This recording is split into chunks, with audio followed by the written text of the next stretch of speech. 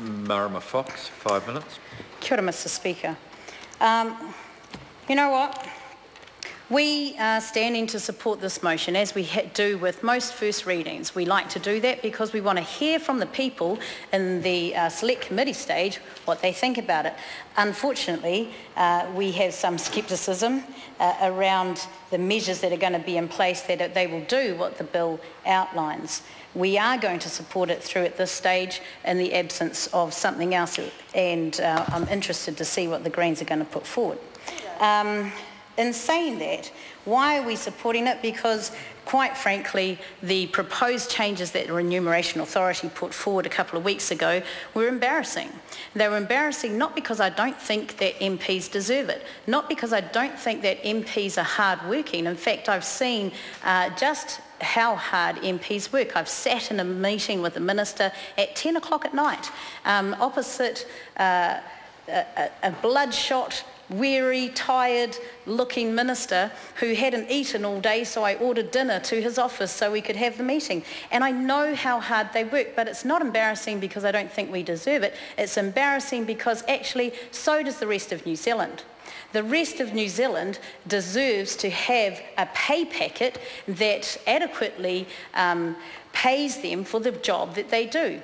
Now, no matter how hard I work, and I work very hard, as do other ministers and other MPs, because I'm not a minister, not yet, other MPs in this place work, I've got a husband who's a shearer who still leaves home before I do, and still works twice as hard and then has to look after all the kids on top of that because I'm not there.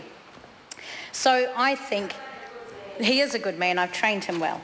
So I think that we need to be addressing the remuneration of our country. In fact, our poverty standards in this country are embarrassment to us. 200,000 plus people living in poverty.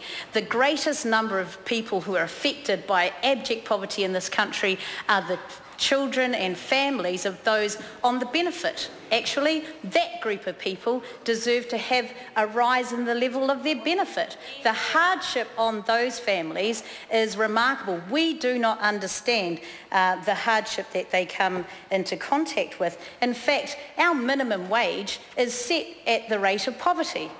It's 65% of the median wage, and there's some discussion about what that is. But if we are employing people on a minimum wage in this country to be impoverished, then we need to ask ourselves, yes, I support this bill because it means that we won't get a pay rise that is just frankly embarrassing while our people languish in poverty.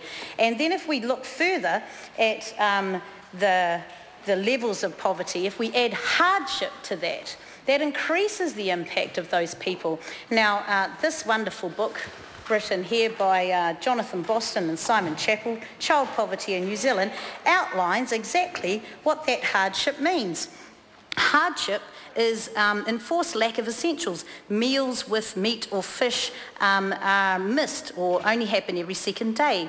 Don't have 2 pairs of shoes in good repair. Don't have suitable clothing for special occasions or a winter change of clothing. Arrears more than once in a year for rates, electricity, water, vehicle registration, insurance or warrant of fitness. Now, there's a hardship index for people living in poverty in this country, and you may or may not be surprised to find out that 100,000 of those people meet more than 8 or to 16 of the 20 indicators for hardship, according to this book. And so, quite rightly, we are embarrassed by the proposed changes to the remuneration, not because we don't think we deserve them, but because we think the rest of New Zealand deserves them as well. And we need to be addressing the minimum wage in this country and make it a living wage. Don't pay people to be impoverished. And then the people who are receiving benefit or welfare because of their circumstances, they need to be supported out of poverty, not supported into poverty and extreme hardship. And that's why today we're supporting this, but we're sceptical that the changes are actually going to make the difference that they intend. If you think that some CEOs of ministries and governments actually get paid way more than their ministers. And so for this point, at this time, we support it. Thank you, Minister.